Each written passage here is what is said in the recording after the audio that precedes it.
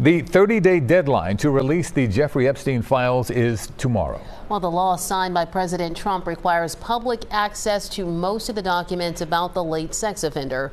And we don't know what the Department of Justice will release. Also today, House Democrats did release several dozen more photos from Epstein's estate. One is a text snippet discussing, quote, sending girls. Now, Bill Gates posed for a photograph with a woman whose face was blocked from view. Other photos show quotes from the novel Lolita written on someone's skin. The images come from a trove of 95,000 photos from the estate, and they do not implicate anyone in Epstein's crimes. At the heart of this story are the survivors, of course, who are now pushing for transparency. Josh Sanders talked with one of the Epstein survivors who has been on the front lines. At 21 years old, Elizabeth Stein was studying fashion and interning at a high-end New York City boutique in 1994 when she says she met Ghislaine Maxwell, and soon after, Jeffrey Epstein. That first day that I met her, I met Epstein, and that was also the first time I was assaulted by them. So things happened really quickly. Stein says what followed was 3 years of grooming, sexual abuse, and trafficking, experiences she did not fully understand until more than 2 decades later. You didn't publicly disclose that you had been trafficked until Epstein's arrest in 2019. I didn't know that I had been trafficked until Epstein's arrest in 2019. And I think that that's a really important point that I like to make. You know, in my mind, I was like, but I wasn't trafficked because I wasn't in Florida, because I didn't go to the island, because I was over the age of 18. I took it upon myself to really immerse myself in the anti-trafficking movement. And when I did that, and when I understood what trafficking was, I realized that that was exactly what had happened to me.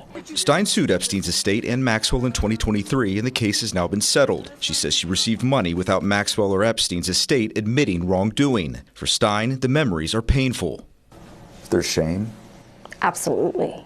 I think that for anyone who is a survivor of sexual assault, shame is probably the biggest thing that we deal with, because we internalize and we think that these things are our fault, that we somehow brought them on ourselves. The debate over the release of the Epstein files has taken center stage in American politics for years. At the core, survivors like Stein and hundreds of other women demanding accountability and the public release of names of people connected to the abuse. This has been a case that has been ongoing through 5 administrations of both political parties. It's a crime of sex trafficking, and if we took the powerful people's names out of the headlines, I don't think that anyone in this country or anyone in the world could stand for a crime that victimized over 1,000 girls and young women.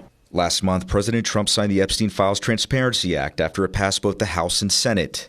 The law requires the Justice Department to release all its files related to Epstein, with certain limited exceptions, by December 19th, even as the president has characterized the controversy as a hoax and a distraction.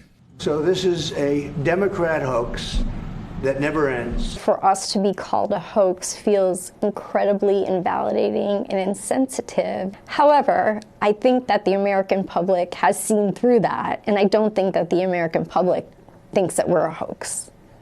And that's really what matters to us. Stein and other survivors wear butterfly pins in remembrance of Virginia Giuffre, one of the most outspoken of Epstein's accusers who died by suicide. She paved the way for the work that we're doing now. We wear these not only in her memory, but in the memory of all of the survivors that have been lost. And also, butterflies are a sign of renewal and rebirth.